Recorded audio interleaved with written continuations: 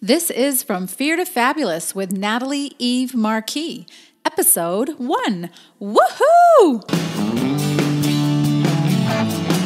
Welcome to From Fear to Fabulous, the podcast that helps you transform fear, heal emotional wounds, gain absolute clarity, and live a fabulous life. Now here's your host, Master Intuitive Healer, Coach, and Teacher, Natalie Eve Marquis. Before we jump into today's podcast, I just want to let you know that I truly am really excited to introduce what is my very first podcast and my very first episode. Because honestly, this is the culmination of a big goal and a big dream that I had for myself. So yeah, I am super excited and I'm proud of myself for making it happen. So without further ado, here's episode 1. I want to tell you about one of my biggest leaps and reinventions. It began on a Friday night in April. It was April 19, 2013 to be exact. I had spent that Friday evening like I spent most of my Friday evenings, celebrating the end of the work week with dinner and drinks with one or more of my best girlfriends. Sometimes my husband would join us after his workout at the gym. This Friday night, he didn't. Over dinner, my friend and I had a lot to talk about.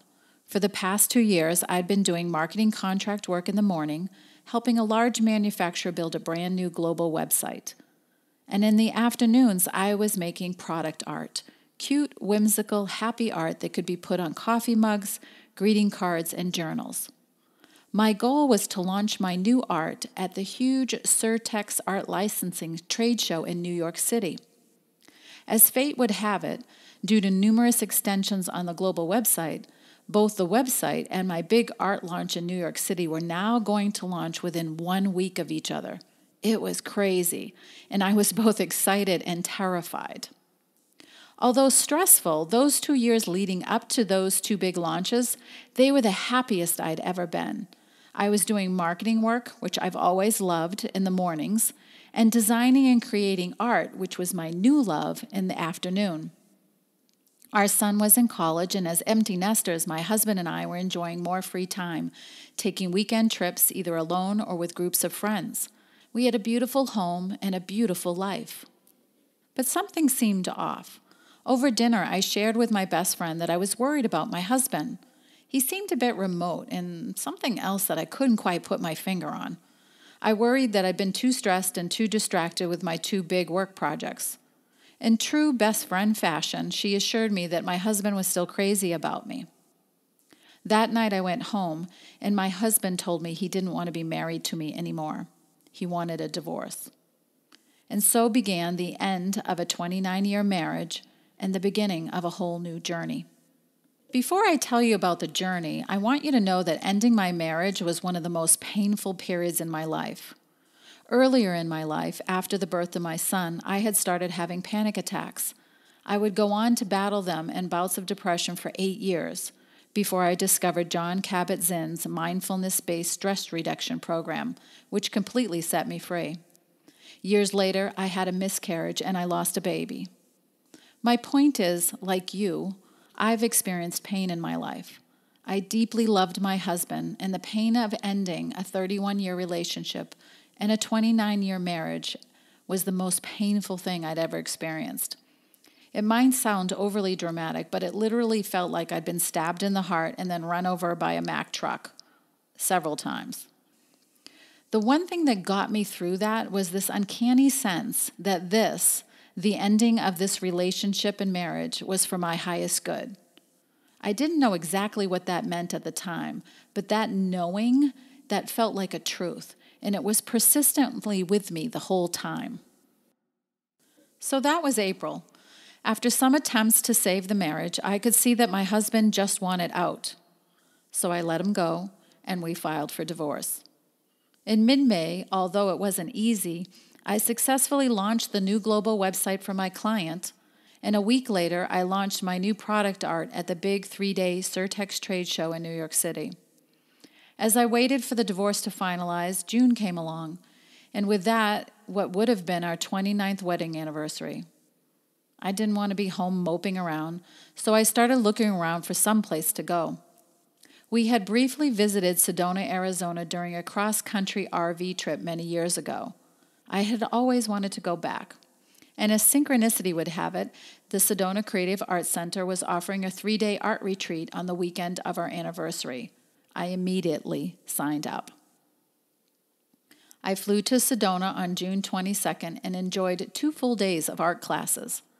The 3rd day was a free day, which I used to hike part of Airport Loop and Cathedral Rock, 2 famous vortex sites in Sedona. I immediately fell in love with Sedona during those hikes. It's hard to describe, but I fell in love with the land. Hiking in the sun and the immense summer heat of Sedona felt like it could burn the grief right out of me. It was beautiful, sacred, and very accessible for a walker like me. It was so different from anything I'd ever known. On the plane ride home, I started to ponder the possibility of moving to Sedona. For years, I had wanted to move to a warmer climate so I could walk every day. The divorce provided an opportunity to do this. A chunk of my family had retired to Florida, so I had thought that's where I'd go. Yet on the plane ride home from Sedona, I kept thinking, why not Sedona? But Sedona felt like a much bigger leap. I'd only been there 3 days, and I didn't know a soul there. Yet the idea intrigued me. The landscape was gorgeous. It had tons of accessible hikes, 300 days of sunshine, beautiful art galleries, and a huge metaphysical community. And as a freelance marketing consultant at the time, I could work anywhere in the world as long as it had internet access. But still, my family, especially my mom, would be so disappointed if I didn't move to Florida. The tipping point came a week later when I met with a psychic medium in Concord, New Hampshire. I had made the appointment weeks earlier in hopes of gaining insight on the future direction of my life. But when the psychic asked me, "How can I help you?" instead of asking about my life path, I started with, "I just got a surprise divorce and I'm thinking of moving to Florida." But then I went to Sedona. The psychic immediately began describing my grandmother, my Nana, whom I was named after and who had passed. And then she said, she understands why you're thinking of moving to Florida, but she thinks you'll love Sedona more. Now, I don't believe in blindly following the insight of psychics, but everything she said resonated. And the more I thought about Sedona, the more perfect it felt. You see, a few years earlier, I had heard a podcaster suggest that we create an acronym to represent the things we valued and wanted to experience more of in our lives. I can't remember what she called her process, so I've named it the Living Intentionally Today acronym process, or LIT for short. The acronym I created for myself was JAWS, J-A-W-S, and it stood for joy, art, walking, and spirit. Those are the things that I wanted to experience more of in my life. And I began using this acronym as a filter. If someone asked me to chair or serve on a committee, I ran it through my JAWS acronym. If it didn't have a healthy mix of creativity, joy, spirit, or walking, then I said no to that opportunity. If it did, then I said yes. Using this filter also led me to create the perfect work environment, doing that marketing contract work in the morning and doing art in the afternoon. Career and life balance-wise, I had finally achieved nirvana. So as crazy as it sounds, that acronym guided me to 2 of the happiest years of my life. And so when it came to a choice between Sedona and Florida, Sedona had it all. It had joy, art, walking, and spirit for me. Also, knowing that my grandmother, my Nana, was with me during this transition, it gave me the added strength to take the biggest leap of my life. Right then, I made the decision to move, and I broke the news to my family and friends. Telling people I loved and that loved me that I was moving away was not an easy thing to do. I dreaded telling my mom the most. She had always been pretty vocal about her preferences, but this time she surprised me. I was going through a tough time, and she just wanted me to be happy, and so she supported my decision. Telling my sister, my 5-year-old niece, whom I was super close to, and all my friends that I was moving away was also hard. They were going to miss me, and I was really going to miss them. I know for some it was as if I was saying they weren't important anymore, but that just wasn't true. Yet, given the pain that I was in, I felt I deserved to do something totally for myself. I needed to do something just for me. And my heart was saying it really wanted to go where there was sunshine to grieve and heal. After I broke the news to family and friends, everything easily fell into place. Within a couple of weeks, I worked out a deal where my ex-husband would move back into our home and take over the mortgage payments, which would be deducted from my portion of the profit when our home sold. I found a place to rent in Sedona, packed half of my contents of our house, and 2 months later, I moved to Sedona. The home I rented over the internet turned out to be absolutely charming. All of my furniture fit in it perfectly, and I had the most gorgeous view of the Red Rocks, including the famous vortex Bell Rock. Upon moving to Sedona, I made the decision to work part-time for a year. After launching 2 huge projects and getting a divorce, I had emotionally hit a wall. I had nothing left. I decided to discontinue the art licensing venture, ignoring the 66 leads I had earned at Certex, and instead focused on the large marketing contract I had, as it could pay the bills. I worked in the morning, and in the afternoons I cried, slept, walked, and hiked. In the evening I read, following my spiritual inclinations and metaphysical interests. I read books about dark nights of the soul, spiritual transformation, forgiveness, and healing techniques, and I practiced what I learned on myself. After 6 months of nurturing myself in this fashion, I no longer needed prescription meds for acid reflux or the high blood pressure medicine that I've been on since my early 40s. I have been medication-free ever since. In addition to giving me a place to grieve and heal, I found my spiritual home in Sedona at Unity Church with its New Thought philosophy and A Course in Miracles teachings, and I happily discovered a place and a people that resonated with my beliefs. I like to say that Sedona is the metaphysical playground of the universe. This is because it attracts alternative healers and holistic practitioners from all around the world. And suddenly, I was in a place where rather than just read books about the subjects I loved, I could take classes and meet people who taught them and or who were interested in the same subjects I was. And so I followed my interest. I took classes in energy healing, past life healing, intuition development, A Course in Miracles, spiritual development, pottery, art, and more. I became a certified Reiki master teacher, certified consulting hypnotist, and I earned certificates in advanced integrated energy therapy, or IET, and basic theta healing, and more. I discovered, well, I'm not a potter, but I found friends that like to paint and draw. And it was never my intention to become a professional energy healer, hypnotherapist, and intuitive consultant. But as I followed my interest, doors just kept opening for me, and so I kept walking through them. About a year and a half later, when the intense part of my grieving period was coming to an end, I discovered several places with great bands and a wonderful group of friends that liked to dance. I had always loved to dance, but just really never had the opportunity back when I lived in New England. And so now I was dancing with a group of friends 2 or 3 nights a week, hiking on weekends, doing marketing work, and using my new healing and intuitive skills at a local wellness center. As a result of my divorce and my move to Sedona, I was able to rediscover aspects of myself that I had set aside when I was younger. In Sedona, I let my spiritual and intuitive sides blossom. And as a result, I discovered interests and talents I didn't know I had. Although the journey began with a loss, a seemingly big loss, it truly resulted in a much bigger gift, the gift of becoming more of me. That voice that kept telling me the divorce was for my highest good, well, to be honest, I thought it meant there would be a better relationship for me. Even though I deeply loved my husband, our relationship had never been smooth or easy. It turns out, though, that my highest good was not a relationship with someone else. The gift was falling in love with me and my own life in a much bigger way. I've come full circle now in true Gemini fashion.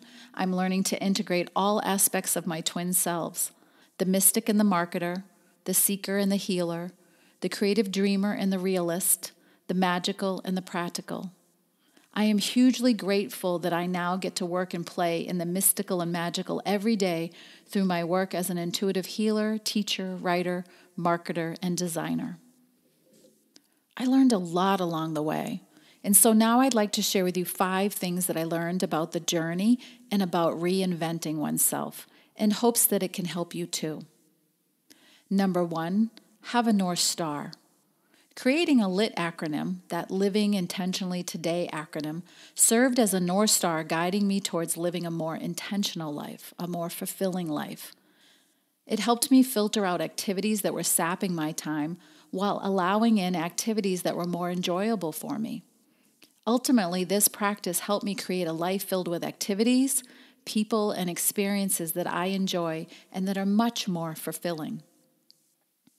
Number 2, make room. We often pray for a better job, more creative fulfillment, more fun, and so on. At the same time, our lives are so filled to the max that there's absolutely no room for the experiences we're asking for. We've got to make room for the things we enjoy. Don't wait for life to hit you over the head with a spiritual 2x4 or a divorce to move out of the job, relationships, or responsibilities that are no longer fulfilling for you. Sometimes making room is scary because we're not used to having nothing to do. We're not comfortable with that icky in-between time. Yes, it may initially feel empty and uncomfortable, but having free time gives us the space to hear our inner selves, to hear the passions and abilities that are trying to emerge from within us. It also gives us the space and freedom to experiment and try new things. Number 3, listen to your intuitive nudges. All of the personal and spiritual growth work I'd done earlier in my life made that 2-year sweet spot possible. But it also meant that I was becoming less and less of a match for my former husband. Despite many warning signs along the way, I persisted in staying, sacrificing many aspects of myself in the process, which I'm sure he did as well. Luckily, my soul had bigger plans for me, and when I wouldn't budge, it booted me out so I could continue to grow and create a more fulfilling life. So don't wait for a spiritual 2x4. Listen to your gut and your heart and start moving towards your dreams. Number 4, baby steps versus big leaps. I've made decisions in my life both with gradual baby steps and, as I've shared, with bigger leaps. There is no perfect way to become more of who you truly are. If you're more comfortable moving slowly, then move slowly. If you like making bigger leaps, then leap away. The truth is you'll get where you're going either way. Just move forward. Number 5, facing your fears. Reinventing ourselves and taking leaps doesn't mean we're not afraid. Courage is developed as we face and move through our fears. After my divorce, I told myself I was done being afraid of anything. Fear robs us of our potential and our freedom. Fear is a cage that keeps us stuck in situations or with people that are no longer good for us. Don't get me wrong, just because I decided I was done being afraid, it didn't mean that I was no longer afraid, anxious, or even fearful. No, what it meant was that as I become aware of a fear, I face it. I lovingly face it, heal it, and move through it to the best of my ability. And you know what? One of the biggest lessons I learned in doing this is that joy and living my best life, it's on the other side of that fear. We can't predict where life will take us. Sometimes the life we're living crumbles no matter how hard we try to keep it together. If and when it does, I hope you'll seize the opportunity to go deeper into your experience, that you'll lovingly and honestly face your fears, that you'll heal and forgive yourself and those around you, and that you'll be brave enough to follow your heart and your passions. Because what I've learned is, in the end, reinventing ourselves isn't about changing into someone new. It's about becoming and embracing more of who we truly are. As we end today's episode, I'd like to leave you with a few questions to ponder. And they are, what is your North Star? What do you want to experience more of? What is one fear that keeps you from moving forward? What do you find most fulfilling? And what can you let go of today to make more room for what you love tomorrow? I'd love to know your answers, so please share your thoughts and questions over on my website at nataliemarquis.com. That's NatalieMarquis.com. Lastly, I have a free download with a worksheet that will help you create your very own LIT acronym. And you can download that at nataliemarquis.com/lit, L-I-T. So that's nataliemarquis.com/lit, L-I-T. Thank you so much for joining me today. I really appreciate your presence, and I hope you have a fabulous day.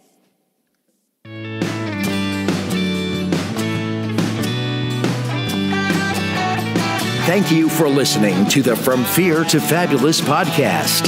It would be so fabulous if you would take a moment to subscribe and write a quick review about us on iTunes. If you have any questions, comments, or topics you'd like us to cover, then please visit us at nataliemarquis.com.